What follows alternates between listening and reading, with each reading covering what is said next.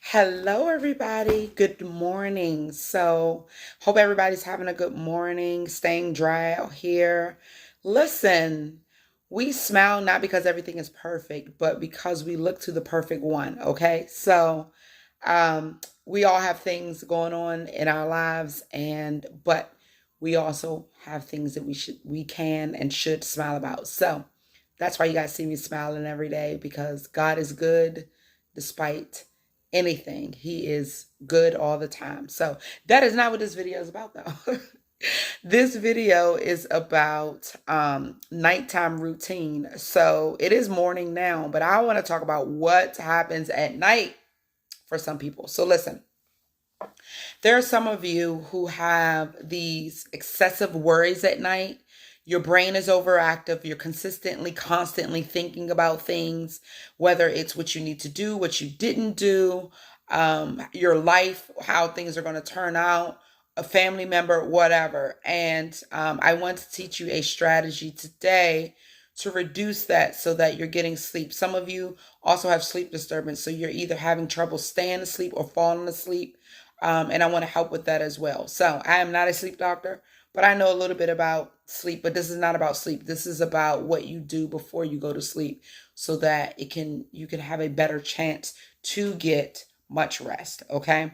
But if you have like a sleep disorder or something like that, you probably want to go to a sleep doctor. But this is not really about that. This is more so in terms of your emotional health, your mental health, your thought processes, all that good stuff. So the strategy I want to teach you today is what I call unpacking. Now, at night, what is probably happening is that your thoughts are bombarding you when you lay your head on the pillow because you have been ignoring them all day. You go about your day. I mean, this happened before pandemic. Certainly after pandemic, people notice, oh, snap. My thoughts are there and I have to live with them. I have to sit with them now because I'm home. But before, remember, we were scaring, we were busying, we were hurrying, and we weren't necessarily processing or sitting and thinking about what we're thinking about. So at night, that's the chance for your brain to say, hey, listen to me. You ever had a toddler to just keep pulling on you, pulling on you all day? That's kind of what's happening here. So I'm going to teach you this strategy called unpacking. Now, it's 3 steps to this strategy. So at night, what you want to do is the first step is to do some type of calming or soothing or expending energy. Now, in one of my other videos, I talked about anxiety and how, some people need to expend energy. Some people need to calm and soothe. You need to know what's best for you and your body, right? For example, for me, I don't work out late at night because if I do, it's going to wake me up. Working out wakes me up. So I don't need to expend energy. I need to calm and soothe. So I might take a walk, to calm my body down or whatever, so whatever, whichever one you need, whether you need to calm and soothe or expend energy, that's step number 1. Step number 2 is to unpack. Now, you're going to do this with a person. You can sit and talk to a person about what you're going through, what you're thinking, whatever. You can journal, get it out. For me, my thoughts are more so about my to-do list for the next day. So you know what I do? I tell my brain, I'm like, look, you're not going to keep me up. So every night I'll sit and I will write out my list before I even hit the bed. It's like, all right, it's over there. It's done.